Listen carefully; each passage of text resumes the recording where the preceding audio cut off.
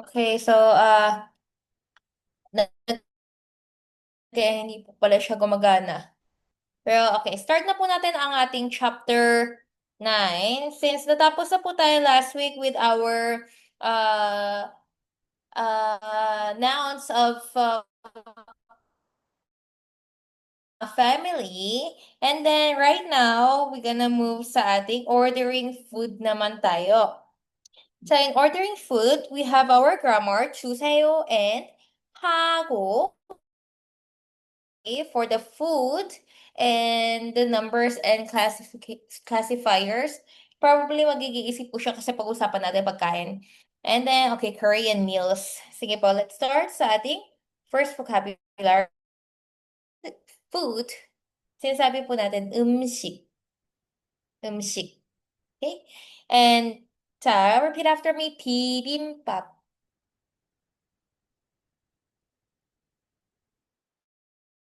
Bibimbap. Okay? If nandiyan naman po kayo, pwede nyo na pong open yung camera nyo para naman lahat tayo naka-open po tayo ng camera. So next, kimbap, udong, udong, 라면, 라면, 찌개, 김치찌개, 된장찌개, 불고기,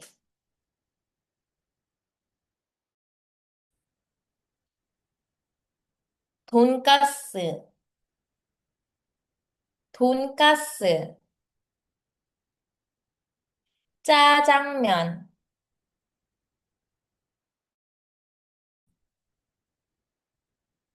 탕수육, 탕수육, 피자, 피자, 치킨. Yes. So, ito po ang ating mga Korean foods.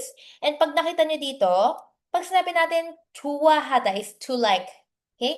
좋아하다. Okay? Huwag nyo na pong isipin yung dito sa he sa baba. Actually, hindi po siya naririnig. Okay? 좋아하다. Next, dislike is 싫어하다. To be delicious, 맛있다. 맛있다.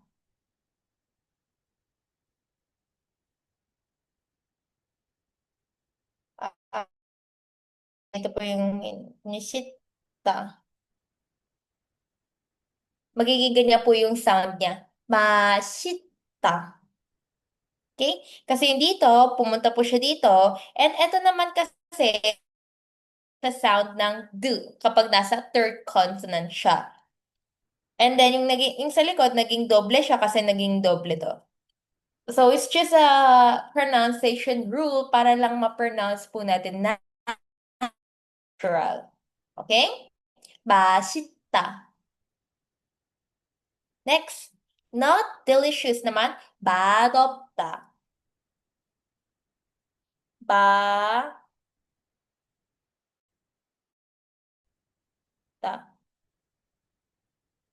Okay? 맛없다. 맛없다. And please is 좀. Okay? 좀. It's like, di ba, okay, later natin pag-aaralan. Okay. Sige. So, these are the words related with the foods and the food names. So, kasi na lang po, feel ko magiging easy naman i-memorize yung mga pagkain. And please answer na lang this. Sa, our first grammar, meron tayong sinasabing choose heyo. Probably, or kahit sa mga social medias, pag sinabi natin choose heyo, is placed after the noun, okay? After siya ng noun nilalagay, most likely nasa dulo. It's a request or command for the item in noun. So, parang in a way na pwede natin sabihin na pahingi. Give me. Okay? 주세요. Give me. So, kapag sinabi dito natin, 물 is a what? 물 주세요. Water, please. Or what? Give me water. Okay? 비빔밥 주세요. Give me 비빔. And last, 김치찌개 주세요. Give me 김치찌개. Okay, ganyan lang po siya. Gets niyo po ba? So it's just very here sa ating 돈가스. Okay, this one is 돈가스, right? So nilagay lang. Literally, wala siyang particle na pumapasok. Name lang ng 돈가스 주세요. Very easy, right? Kunyari,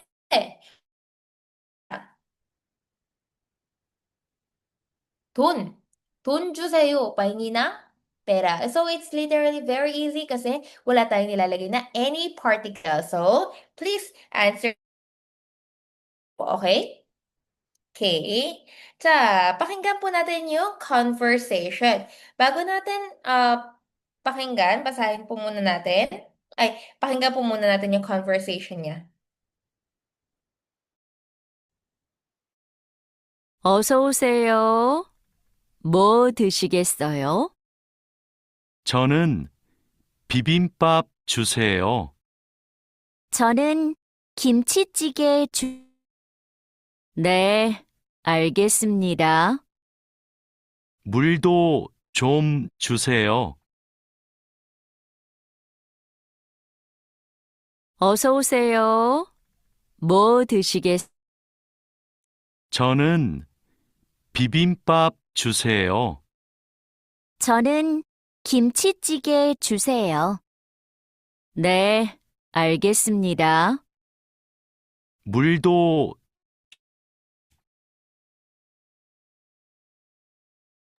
Okay, tingnan natin yung conversation nila. 어서 오세요. ano po yung meaning ng 어서 오세요? Welcome, right? 어서 오세요. Sa chapter, ewan ko po, pero previous chapter, pinag-aralan po natin yan. 뭐 드시겠어요? 자, this is a honorific word of 드시다,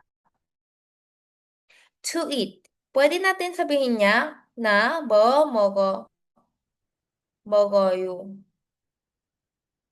뭐 먹어요? Anong kakainin mo? Pwede. Pero since 했어요, right? Okay. 자, okay. 자, this time naman sabi ni Akong, bibimbap 주세요. Pahingi ng bibimbap.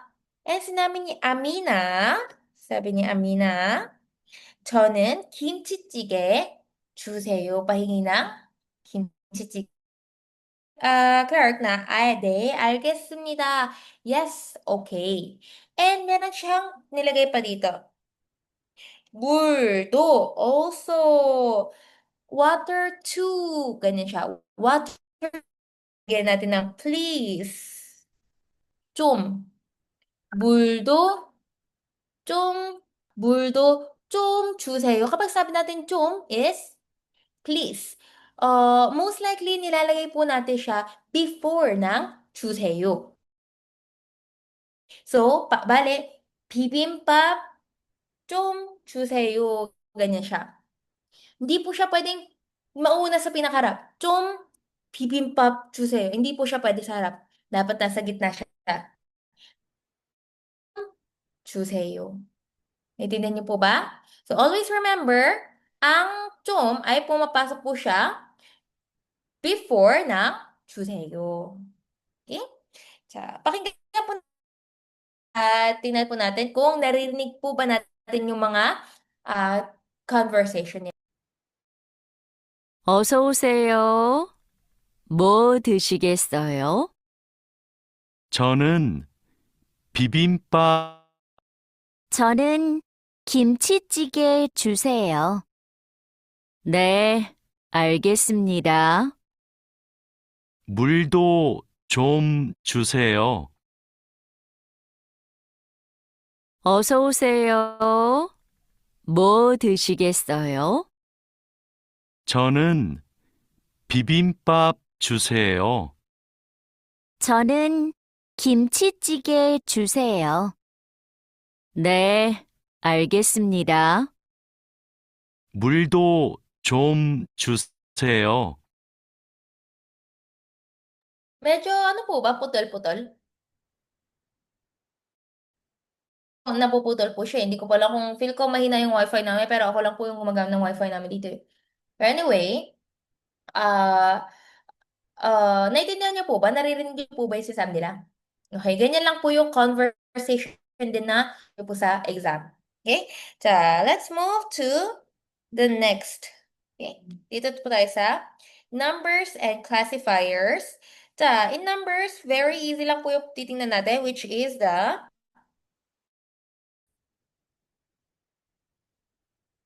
native Korean number. Okay. So, in native Korean number, uh, 하나, 둘, 셋, 넷, 다섯, 여섯,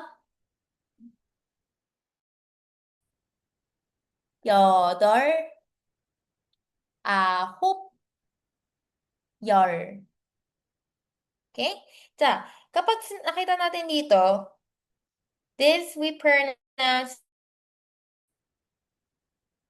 net. Same lang. Hindi siya yung nets.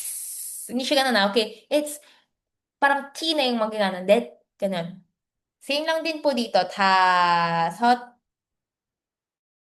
Dito, yodor ang maririnig natin. Yodor. Okay? Ganyan lang po. So, repeat after me. 하나, 둘,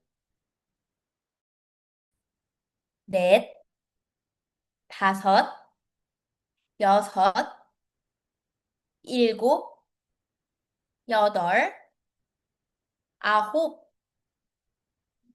열. Okay. So, this one, keep repeating na lang po kahit 1 to 10 lang. Actually, sa exam may possibility na lumalabas higher number kasi may pag-uusapan na money, ganyan. And that the next chapter naman. Okay? So, tingnan natin yung classifiers naman. In Korean kasi, meron tayong tinatawag na classifiers, which means every category kasi ng mga gamit or mga ah, is iba-iba rin po yung ginagamit namin particle. Okay? Iba-iba yung particle. Kunyari, sa Tagalog, isang bote, isang tao, isang kalabaw, isang pare-parehas lang, di ba? Wala tayong sinasabing classifiers. Pero in Korean kasi, meron. Kapag animals yung pinag-usapan natin, meron siyang animal classifier na noun. Pag tao, may tao. Kapag mga tea or mga cup, meron din. Same lang din po siya sa English, pero mas marami lang po pwedeng i-count sa Korean. Pati book, meron tayong classifiers, okay? So, yun po yung tingnan natin dito.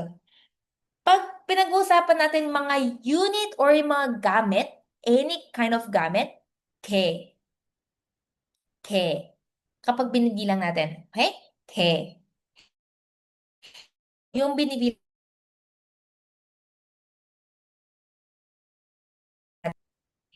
paano naman kapag mataas? Person siya, pero honorific. Pun. Pun. And then, animal is mari. Mari. And unit. Itong volume, it means mag-book. Okay? Volume tuloy. Kwon. Kwon. 공기. 공기. 그릇. 그릇. 접시. 접시. 잔. 병. This is our classifiers. Pero, meron tayong tip dito. Okay? Pag ginagamit po natin yung mga classifiers, okay? Tandaan niyo po, pag ginagamit natin yung classifiers, nag-iiba yung apat natin na numbers. Etong apat. Okay? Paano sila nag-iiba? Tingnan natin kung paano sila nag-iiba.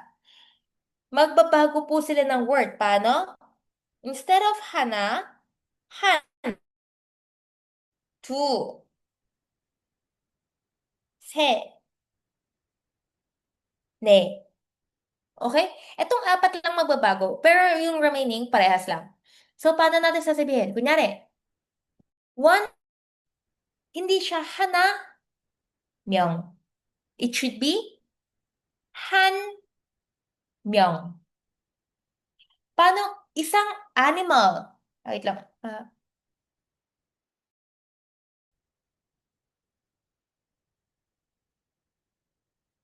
Sa isang animal tayo. 한 마리.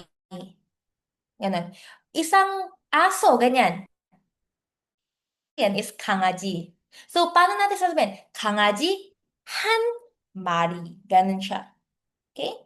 자, sabihin natin, 한국어 책. That's Korean book. 한국어 책. Books. 두 권. 한국어 책 두 권. 주세요. Pwede siya maging ganon. Pahingi ng dalawang book ng Korean. 자, what about cup naman tayo? Meron tayong bisita tatlo. 커피 세 잔 주세요. Pahingi ng tatlo. Okay? Paano siya sabihin? 커피 세 잔 주세요. Okay? 커피 세 잔 주세요. Ganyan yan po siya sinasabi. Okay? 자, so, so dito sa baba, please, write na lang kung ilan ba yung mga gamit natin. Always remember, silang apat, nag-change po sila ng pangalan, pero yung remaining, just the same lang po. Okay? 자, next. Grammar 2 naman tayo. This one, grammar 2 is talking about hago. Combines with noun to link them to another noun. So, yung kahapon pinag-aralan natin, ko, which is verb or adjectives. Pero this time, noun naman yung i-combine natin. Okay? Example tayo dito. Uyu is a milk. Uyu hago. Ididikit natin siya para siya naging particle. Okay? Para siya naging particle. 우유 하고 bread. 빵을 사요. Kapag sabi natin sayo, from the word sada is to buy. Natukoy natin na hindi lang hindi lang bread yung pinag-usapan. Isang grupo na yung dalawa. Okay? Etong dalawa yung objective. Gets niyo po ba? Milk and bread, buy. Okay? 우유하고 빵을 사요. I buy milk and bread. Parang ganun siya. So, ang objective natin dito ay dalawa. Ilan yung objective, yung mga tanong na ganun. Just aware lang kayo kasi tingnan natin kung ano yung pinag-uusapan. Ilan ba yung pinag-uusapan? Tama? Next. 자, 있어요. meron daw. Ano daw? 연, pencil. 연필하고 지우개 is eraser. Okay? Eraser. Okay. Dalawa yung pinag-uusapan natin na subject at eraser. Okay? 연필하고 지우개 가 있어요. 자, tingnan natin yung last one. 축구했어요. It's from the word 축구 to play soccer. Paano niya sinabi? 토요일에. So this is the time. Saturday daw. Okay? Saturday, sa Saturday daw, 친구 is a friend. Okay? It's a, it's a with friend. 토요일에 친구하고 together with friend 축구 했어요. It's a passive of play. So it's soccer. I played soccer with my friend on Saturday. Naintindihan niyo po ba? Okay? So, pwede rin po siya natin ilagay pag gusto natin sabihin na together with who. Ganyan. Gamit ng 하고. Example ng 친구하고. Pwede rin sabihin together with mom. 엄마하고. Together with dad. 아빠하고.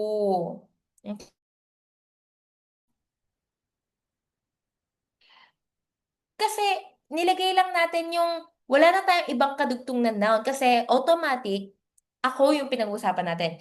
친구하고 나는 dapat. Pero since yung subject, if ikaw na, no need to write. Pero kung gusto mo, si Fred ko at si mama ko nag-soccer. Kailangan nyo lagay si mama, syempre. 토요일에 친구하고 는, ganyan.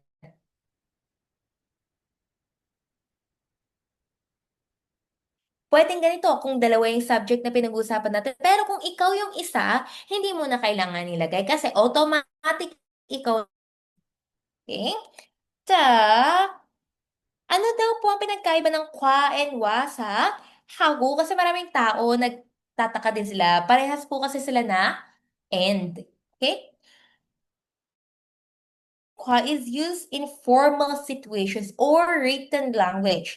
So, mostly ginagamit po siya kapag nagsusulat tayo ng mga diary, kapag nakikita natin sa mga books, sa mga textbook, yung mga ganon. Ayan po yung ginagamit kwa. Okay? Or if nag-ano ba kayo, nagde-debate kayo, nagpe-present kayo, in that case, you use wa or kwa to make it formal. If consonant, if meron siyang 받침, natatapos siya sa kwa. Ay, natatapos siya sa kwa. Pero pag wala siyang 받침, wa yung ginagamit. So, parehas lang po yung, pero depende lang kung may 받침 ba or wala. Unlike sa hako naman, more ang ginagamit siya sa, hindi siya sa written, sa, ano tawag dito? O, ano tawag? Oral, okay. Oral language. Sa, nakikita niyo po, pang, kwa. This ends with 받침. Pero dito, wala tayong 받침, so, wa. Okay po ba? So, please answer na lang, tingnan natin yung dito, example.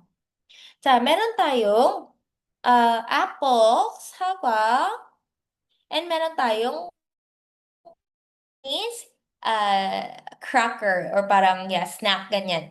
So, 사과하고 과자를 먹어요. Nilalagay natin yung 을 or 를 kasi syempre ano kinakain mo? Kailangan mo sabihin kung anong kinakain mo. That's the objective. Okay? We should put the objective. Okay? Sa same lang din po dito. You can write on your own na lang po yung mga answers dito. And dito, tingnan natin. Meron tayong coffee, and pang, bread. Sa coffee natin yung ating unit. Yung unit count nouns natin. So, coffee, ginagamit natin yung chan, which means cup. Gamit lang siya or parang object lang siya. So, ang gagamitin natin ay te. So, paano nangyari? Copy isa, 한 잔, and then, nilagyan natin ng hago. 1 cup coffee, and 빵, bread. 빵 한 개 주세요. Always remember, etong mga classifiers natin, since uh, sila, kailangan po natin silang lagyan ng space. Kasi sa Korean, di ba, nilalagyan lang natin ng space, noun to noun or verb to noun, ganyan. Every noun or verb, nilalagyan natin ng space. Pero yung particle lang yung dumidikit sa mga noun or verb. Pero ito kasing classifiers is a noun. So, ihihiwalay po natin siya sa is also a noun. No need to know naman kasi hindi naman po kayo magsusulat. Take note lang naman, take note. Kasi sa mga spaces din natin nakikita kung noun ba yung pinag-uusapan sa sentence or sometimes kasi na depende sa space kung noun ba yan or hindi. Okay? So, unlike dito, ay, nasa na yun? Diba?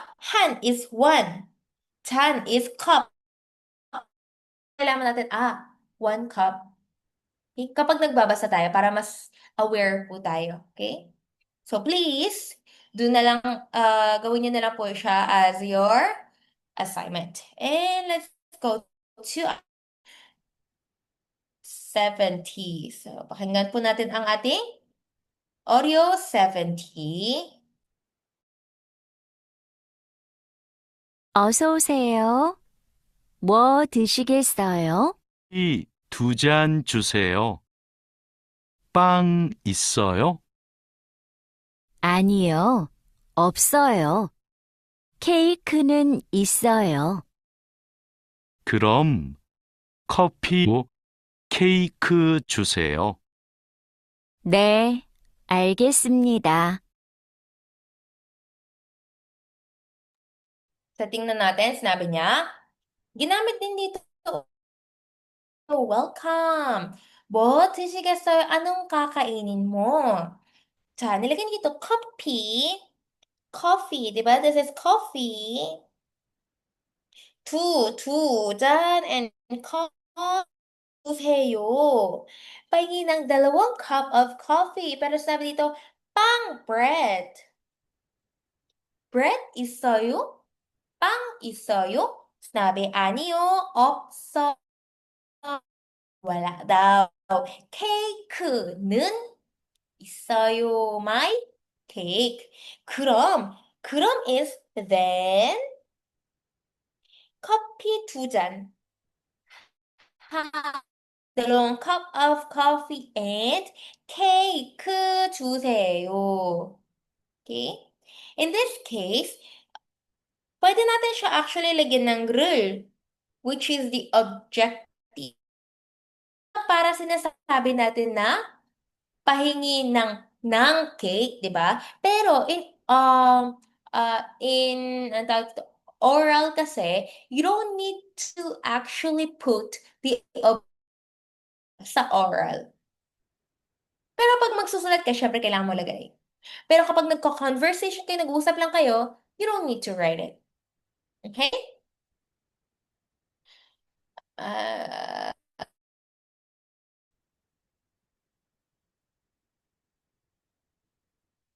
may, yes, for the food, animal counter, yes, we also use Mari. Kasi for the animal is Mari, di ba? So, if mag-order kayo, kunyari, 2 chicken, since yung Korea, marami nagbebenta talaga sila ng chicken, di ba? Like, chicken na kinakain, chicken na on the spot na kinakain, chicken na patay. Okay.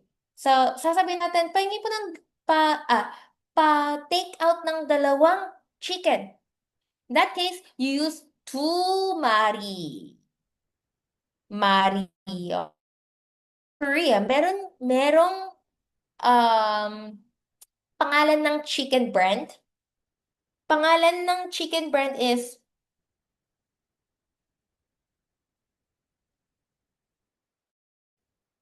Kin. which is 2 chicken.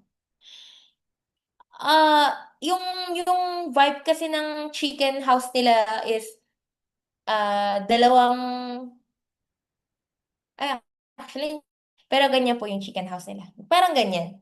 So, even in food, we use body na classifier. Siyempre, hindi naman po kayo mag-order ng isang pig sa, hindi nyo naman sasabihin na, isang pork, 돼지 한 마리, hindi naman kayo gaganon, di ba? Ay, matindi yun, di ba? Matindi yun. So, back to the conversation. Simda, yes, okay. Ganun lang po siya. Okay, pakinggan po natin isa pang beses habang binabasa po natin yung conversation. 어서 오세요. 뭐 드시겠어요? 2잔 주세요. 빵 있어요? 아니요. 없어요. 케이크는 있어요.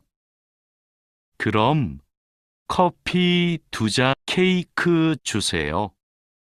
네, 알겠습니다. 어서 오세요. 뭐 드시겠어요? 커피 2잔 빵 있어요? 아니요. 없어요. 케이크는 있어요.